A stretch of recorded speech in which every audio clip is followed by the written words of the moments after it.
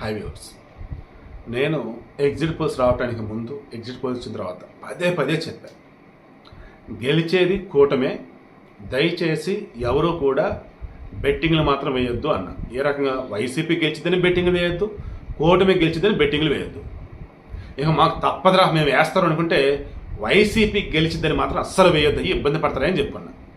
Betting వేయడం తప్పే, YCP గెలిచిన బెట్టింగ్ కనుక వేస్తే అడ్డంగా బుక్ అవుతారు, వద్దు అని చెప్పాను. నా ఫ్రెండ్స్ దగ్గర కొంతమందికి చెప్పాను. అందులో నిజంగా కొంతమంది అమాయకపు రెడ్లు ఉన్నారు అండ్ అమాయకపు వైసీపీ వీరాభిమానులు ఉన్నారు. వీళ్ళల్లో మతం తాలూకు జగన్ ఇష్టపడే వాళ్ళు, కులం తాలూకు రెడ్డి జగన్ ఇష్టపడే వాళ్ళు ఉన్నారు. నేను వాళ్ళకి చెప్పా, అరే మీకు ఇష్టం ఉంది మీరు ఓట్లు వేసుకోండి అమ్మాయి, మీకు ఇష్టం ఉంది మీరు ఓట్లు వేసుకోండి అమ్మాయి, బెట్టింగ్లు వద్దు, పార్టీ పోయిద్ది, నా మాట వినండి అన్న. కానీ ఎగ్జిట్ పోల్స్ అప్పుడు ఆ మస్తాన్ని మరికొంతమందిని మేనేజ్ చేసి వైసీపీ బ్రహ్మాండం గెలకపోతే హడావుడి చేయించారు. దెన్ అప్పుడు బెట్టింగ్ వేశారు కొంతమంది, మరలా అంతమంది బెట్టింగ్ వేస్తున్నారు కొంతమంది, ఇప్పుడు తర్వాత బెట్టింగ్ వేశారు కొంతమంది. వైసీపీకి సంబంధించి కౌంటింగ్ ఏజెంట్ కూడా ఎక్కడ దొరకరు అని చెప్పి కావాలని వాళ్ళు ఇదంతా చేపిస్తున్నారు, అర్థం చేసుకోండి, వైసీపీ పోయిద్ది అని నిద్ర మొత్తుకొని చెప్పాను. బెట్టింగ్లు వేసిన నట్టేట మునిగిపోయారు, లక్షల కోట్ల మునిగిపోయారు.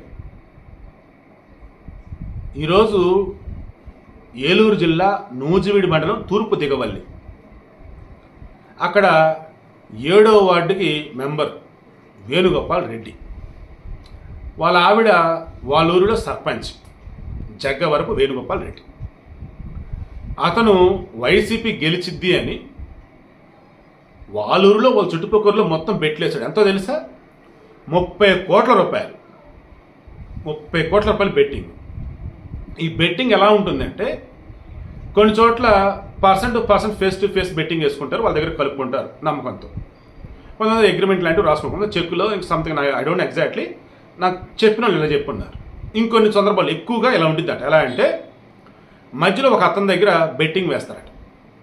ఏ అనే వ్యక్తి, బి అనే వ్యక్తి వచ్చి సి అనే పెద్ద మనిషి దగ్గర బెట్టింగ్ వేస్తారు. వాళ్ళ దగ్గర ఉన్నది ఇవ్వాల్సిన అవసరం లేదు, అప్పుడే ఓడిపోయాకో గెలిచాకో తేలిన తర్వాత వాళ్ళు డబ్బులు ఇవ్వాలి. అలా ఇప్పించే బాధ్యత ఈ మధ్యలో సి అనే పర్సన్. ఏ ఓడిపోయాడు, ఏ డబ్బులు ఇవ్వకపోయినా ఈ సీనే బికి డబ్బులు ఇవ్వాలి.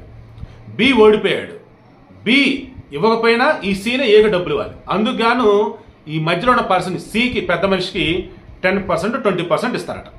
ఓకే, ఇది డీల్. అది కూడా ఏంటి, గెలిచిన అమౌంట్లో పర్సెంటేజ్ అంతే, ఓవరాల్గా కూడా కాదు. అలా ఆ రోజు కౌంటింగ్ రోజే ఫలితాలు వస్తున్న మూమెంట్లో నాకు అర్థమైపోయింది ఓడిపోతున్నాను. దాన్ని ఇంట్లోంచి బయటకు వెళ్ళిపోయాడు. ఫోన్ స్విచ్ ఆఫ్, వెతికితే ఎక్కడ కనపడతల్లా.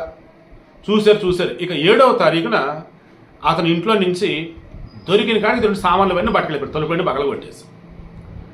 7వ తారీఖు ఈ విషయం తెలిసిన తర్వాత ఊరు వచ్చినాడు, చూశాడు, పరువు పోయింది, ఇంకా నాకేం మిగిలింది అనుకున్నాడు. పురుగుల మంది తీసుకుని వెళ్ళి పొలంలో పురుగుల మంది తాగాడు.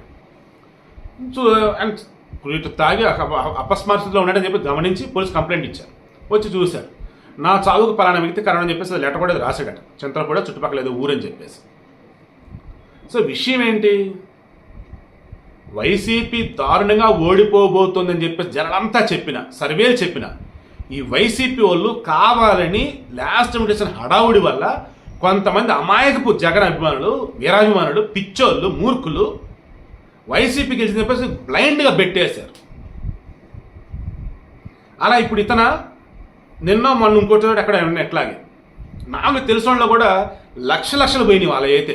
నేను చెప్పా, బుద్ధి ఉందా లేదా, నెత్తినోరు మొత్తుకొని నేను చెప్తున్నాను కదా, రాజధాని లేదు, జాబ్ క్యాలెండర్ లేదు, మెగా డేస్ లేదు, మద్య పని నిషేధం లేదు, రోడ్లు లేవు, చెత్త పనులు, పోలవరం కంప్లీట్ కాదు, అన్నవరం కొట్టుకుపోయింది. అరే బుద్ధులో ఓడినా మరలా వీళ్ళకి ఓట్లు వేస్తారు, ఈర్రా బాబు, ఇంకా ఎక్కడన్నా ఓట్లు వేస్తే పిచ్చోళ్ళు అమాయకులు వేలు, మహా అయితే 30% లోపు ఉంటారు, మెజారిటీ శాతం కూటమికే ఓట్లు వేస్తారా బాబు అని. ఎగ్జాక్ట్గా 39% వైసీపీకి, 56% వచ్చేసి కూటమికి వచ్చింది. సేమ్ నేననే కాదండి, బుర్రన్నోడు ఎవడే సరే ఇదే ఆలోచించారు, ఇదే చెప్పారు. ఆ కేకేసరి కూడా ఆల్మోస్ట్ ఇది, తర్వాత ఎక్స్ప్లెయిన్ చేస్తాను గురించి. బాబు ఇంకా ఎవరన్నా బెట్లేసి డబ్బులు కట్టలేక ఇబ్బంది పడుతూ ఉంటే వెళ్ళి పోలీసులను అప్రోచ్ అవ్వండి. వాళ్ళు ఏదో ఒక విధంగా సెటిల్మెంట్ చేయడం, సలహా చేయడం ఏదో ఒకటి చేస్తారు. చావటాలు ఇలా వద్దురా నాయన, చాలా చాలా నిజంగా.